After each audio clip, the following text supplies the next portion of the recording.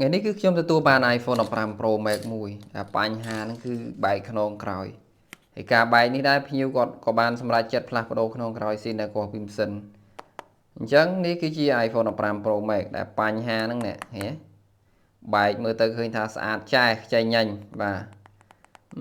ទក៏ទៅសូម្បីតែបែកក៏ស្អាតដែរបាទស្អាតជាងសុកពិសីទៀតណាបាទអញ្ចឹងយើងធ្វើការផ្លុំកម្ដៅបាទយើងធ្វើការផ្លុំកម្ដៅដើម្បី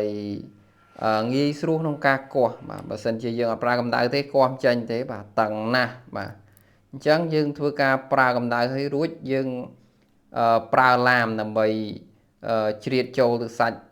ខ្ចក់ហើយនឹងតួហ្នឹងដើម្បីរូតវាមកដើម្បីឲ្យវាហើបចេញពីគ្នាបាទអញ្ចឹងសម្រាប់ iPhone ចាប់ពី15 series មកគឺបងប្អូនចង់បានខ្នងក្រោយស៊ីនគឺមានស៊ីនបាទបើ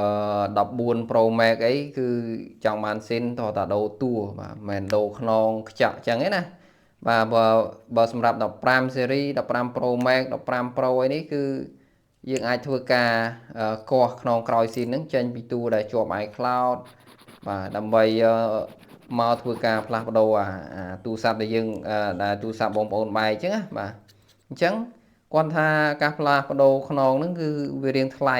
បាទវារៀងថ្លៃជាងខ្នងកូពីបាទខ្នងស៊ីនហ្នឹងណាបើខ្នងកូពីតម្លៃវាខុសគ្នាសឹងតែពាក់កណ្ដាលហ៎បាទ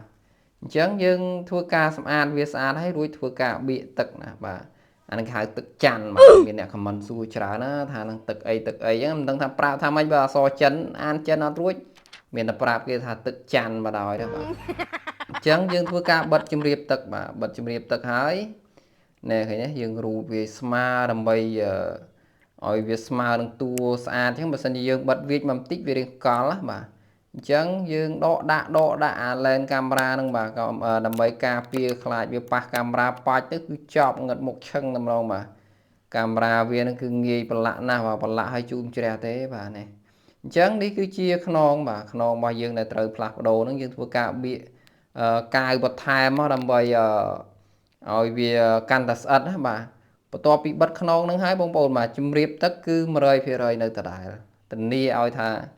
ការពារទឹកបាន 100% ប៉ុន្តែមិនមែនយកបងប្អូនយកទៅជំមុជនឹងទឹកសមុទ្រហើយចូលទឹកយកមករើរឿងជាងណាអាហ្នឹងប្រើប្រាស់ដោយការទទួលខុសត្រូវមិនមែនខូចហើយយកមករើរឿងជាងទេបាទអញ្ចឹងប៉ុណ្ណឹងគឺអែមស្រែមហើយបងប្អូនបាទនេះឃើញទេខ្ចីញញនេះឃើញទេខ្ចីញញលិតបានណាបាទស្អាតចែមើលមិនដឹងថាដូរខ្នងទេបាទអញ្ចឹងខ្ញុំធ្វើការតេស្តជំរាបទឹកបាទខ្ជិលដាក់អាំសិននោះបាទផ្លុំនឹងមាត់មកចយ